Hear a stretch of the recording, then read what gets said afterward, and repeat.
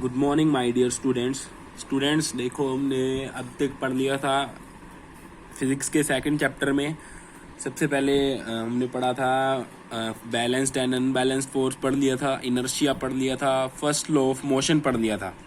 ठीक है, मैं ये मान के चल रहा हूँ कि आपको वो सब आते हैं। अगर नहीं आते तो पहले वो वीडियोस देखना, उसके बाद momentum and second law of motion पे आना।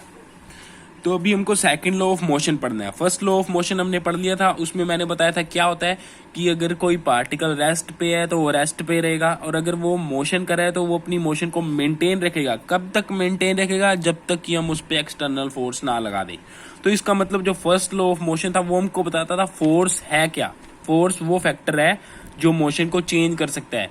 मतलब पार्टिकल रेस्ट पे है तो रेस्ट पे ही था, लेकिन अगर फोर्स लगा दिया तो वो रेस्ट से मूव करने लग जाता था, तो रेस्ट पे नहीं रह पाता था। तो फोर्स वो फैक्टर था जो मोशन चेंज कर सकता था। तो फर्स्ट लॉ ऑफ मोशन हमको बताता था फोर्स है क्या। अब सेकंड लॉ ऑफ मोशन हमें बताएगा कि फोर्स लगता कितना है, हमको वो वैल्यू बताएगा फोर्स की।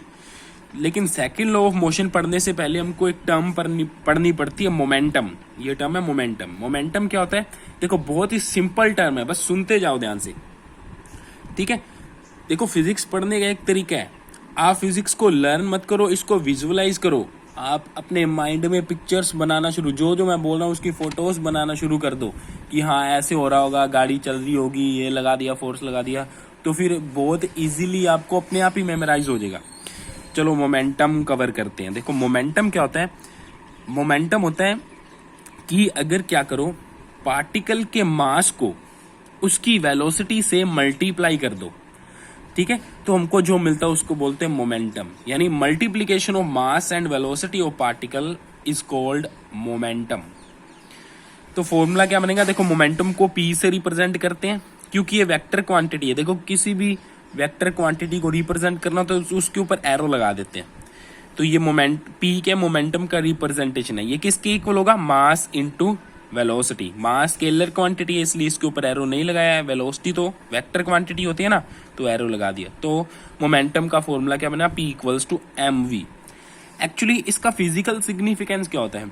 देखो जो मोमेंटम है ना, मोमेंटम वो हमको क्या बताता है? ये हमको स्ट्रेंथ बताता है। किसकी स्ट्रेंथ बताता है? मोशन की स्ट्रेंथ बताता है।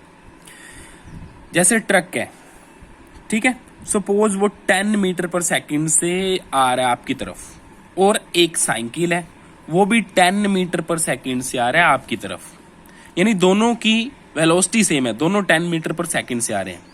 लेकिन मोमेंटम किसका ज्यादा होगा? किसकी मोशन में ज्यादा स्ट्रेंथ है? ऑब्वियसली ट्रक की मोशन में ज्यादा स्ट्रेंथ है, साइकिल की मोशन में कम स्ट्रेंथ है।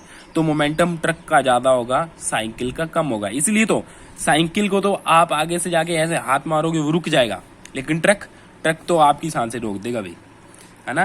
ट्रक तो अपने आप को, हमको रोक देगा, इस दुनिया से उठा देगा, क्योंकि ट्रक की मोशन में ज्यादा स्ट्रेंथ है लेकिन साइकिल की मोशन में कम स्ट्रेंथ है। ट्रक का मोमेंटम ज्यादा है, साइकिल का मोमेंटम कम है। और हमने क्या किया, वेलोसिटी दोनों की इक्वल ही ली थी, लेकिन मास ट्रक का ज्यादा है ना, मास ट्रक का ज्यादा है। तो इसका मतलब एमवी किसका ज्यादा हो गया? ट्रक का। साइकिल का मास कम है, साइकिल का मास कम है, तो इन दोनों का मल्टीप्लाई भी कम आ जाएगा। तो इसका मतलब साइकिल का मोमेंटम भी कम है। इस तरह से हम मैथमेटिकली भी इसको समझ सकते हैं। इसके बाद मोमेंटम की यूनिट लिख दी मैंने। यूनिट कैसे लिख सकते हो? देखो यूनिट लिखने का एक सिंपल तरीका है, मैंने आपको बताया था। जो भी फिजिकल क्वांटिटीज फॉर्मूले में आ रही हैं उनकी जगह पे उनकी यूनिट लिखना शुरू कर दो। जैसे P equals to M V. M क्या? मास। मास को किसमें मेजर करते हैं? किलोग्राम में। तो एम की जगह पे किलोग्राम लिख दिया। ये क्या? वेलोसिटी। वेलोसिटी की यूनिट हमको पता ही है क्या होती है? मीटर पर सेकंड। तो वी की जगह पे इसकी यूनिट रख दी मीटर पर सेकंड। तो ये पूरी क्या बन गई? किलोग्राम इंटू मीटर पर सेकंड। ये किसकी यूनिट आ गई? ये मोमेंटम की यूनिट आ गई। ठीक है, इसके बाद मैंने लिखा momentum is a vector quantity.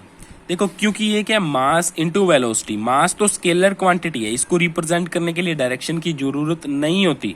मैंने बोला 5 किलोग्राम शुगर है तो वो 5 किलोग्राम ही रहेगी, चाहे मैं लेफ्ट में कर दूं चाहे राइट में कर दूं। लेकिन जो वेलोसिटी है ये वेक्टर क्वांटिटी होती है, इसको रिप्रेजेंट करने के लिए इसकी वैल्यू तो चाहिए ही चाहिए, साथ में डायरेक्शन भी मेंशन करनी पड़ती है कि बॉडी लेफ्ट में जा रही है, राइट में जा रही है, कि किधर जा रही है, ये भी मेंशन करना जरूरी होता है। क्योंकि देखो स्केलर एंड वेक्टर का मल्टीप्लाई कर रहे हैं, तो जब स्केलर एंड वेक्टर का मल्टीप्लाई होता है तो हमको एक वेक्टर क्वांटिटी ही मिलती है। ठीक है, तो ये हमको मिल गई मोमेंटम। मोमेंटम भी क्या होगी, वेक्टर क्वांटिटी होगी, क्योंकि यहाँ पे वेलोसिटी वेक्टर क्वांटिटी है। वेक्टर क्वांटिटी को स्केलर से मल्टीप्लाई करते हैं तो एक वेक्टर क्वांटिटी ही मिलती है, तो ये मुझे मिल गई वेक्टर क्वांटिटी। इसलिए मोमेंटम क्या है, वेक्टर क्वांटिटी है, और इसकी डायरेक्शन किस तरफ होती है, जिस तरफ वेलोसिटी की डायरेक्शन होगी उसी तरफ मोमेंटम की डायरेक्शन होगी। फॉर एग्जाम्पल, अगर मैं लेफ्ट की तरफ जा रहा हूँ 5 मीटर पर सेकेंड से, तो मेरी वेलोसिटी क्या है, 5 मीटर पर सेकेंड टुवर्ड्स लेफ्ट, तो मेरा मोमेंटम भी इसी डायरेक्शन में होगा।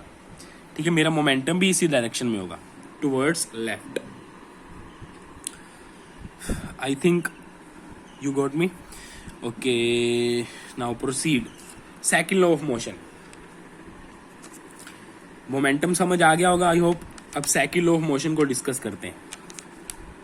देखो सेकंड लॉ ऑफ मोशन क्या होता है, सेकंड लॉ ऑफ मोशन क्या होता है, देखो बहुत ही सिंपल टॉपिक है। अगर आपको मोमेंटम समझ आ गया ना, तो सेकंड लॉ ऑफ मोशन भी आराम से समझ आ जाएगा। देखो सेकंड लॉ ऑफ मोशन की स्टेटमेंट क्या होती है, ये होती है rate of change in momentum equals to force. यानी मोमेंटम में हर सेकंड कितना चेंज आ रहा है वो फोर्स के इक्वल आता है। This is known as second law of motion.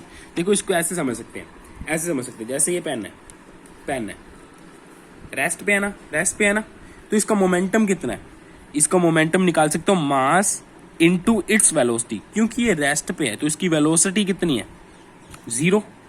इसका मतलब इसके मास को इसकी वेलोसिटी से मल्टीप्लाई कर रहा हूं, मतलब इसके मास को 0 से मल्टीप्लाई कर रहा हूं, तो इसका मोमेंटम क्या गया, 0।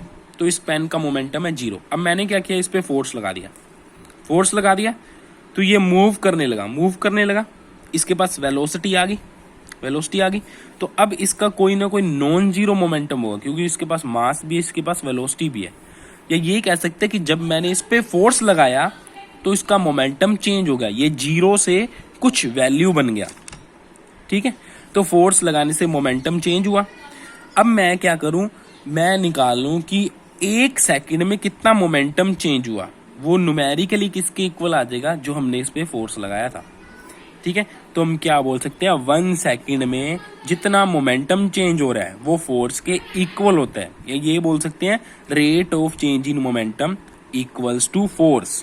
तो इसका फॉर्मूला बन गया force equals to change in momentum upon time.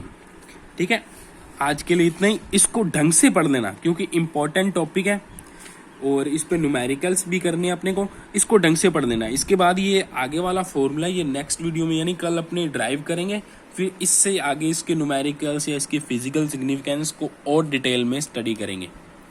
कोई भी डाउट होना तो बिल्कुल भी हेजिटेशन मत रखना, तुरंत पूछ लेना, डाउट तुरंत क्लियर कर लेना। Okay, have a nice day, keep learning.